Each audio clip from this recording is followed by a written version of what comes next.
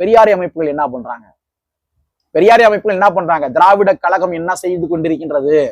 தந்தை பெரியாருடைய கொள்கை கோட்பாடுகள் என்ன? நேரம் கண்டனம் தெரிவித்திருக்க வேண்டாமா? ஆளுகின்ற திராவிட முன்னேற்ற கழகத்தினுடைய அரசாங்கத்தை நோக்கி கேள்வி எழுப்பி இருக்க வேண்டாமா? ஏன் கேட்கல?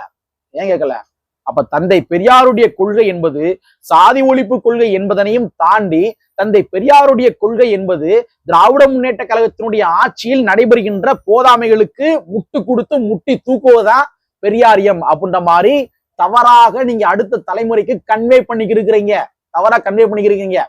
தந்தை பெரியாருடைய கொள்கை கோட்பாடுகள் ஆளுகின்ற திமுக அரசாங்கத்தை முட்டு கொடுத்து முட்டி தூக்குவது கிடையாது. தெரிஞ்சுக்கங்க, முட்டு கொடுத்து முட்டி தூக்குவது கிடையாது.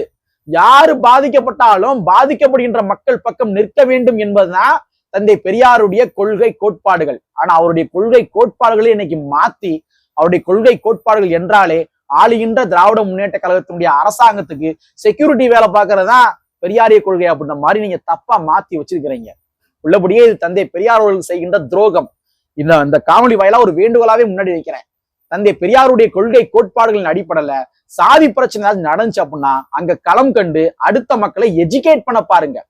முடிஞ்சா நான் தலித்துகள் இருக்காங்க இல்லையா, அவங்களுடைய பகுதிகளுக்குள்ள போய் கூட்டங்கள் போட்டு அந்த மக்களையும் அரசியல் பேசுங்க. கடைசி வரைக்கும் நீங்க பட்டியல் சமுதாய மக்கள்கிட்டே வந்து பெரியாரியத்தை பேசாதீங்க, சாதி ஒழிப்பை பேசாதீங்க.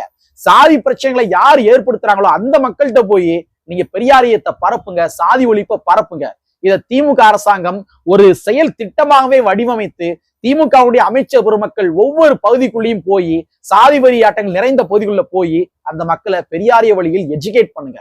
நான் அதெல்லாம் செய்ய மாட்டேன், எனக்கு ஓட் பாலிடிக்ஸ் முக்கியம் அப்படின்னு நீங்க நினைச்சீங்க அப்படின்னா எதிர்காலத்தில் தந்தை பெரியாருடைய கொள்கை கோட்பாடுகள் இருக்குமா அப்படின்றதே மிகப்பெரிய கேள்விக்குறியாக மாறிக்கொண்டிருக்கின்ற என்ற ஒரு ஒரு ஒரு உண்மையான கூற்றை கூறிக்கொண்டு இது போன்ற விஷயங்களை பண்ணாதீங்க, இது போன்ற விஷயங்களை ஆதரிக்காதீங்க.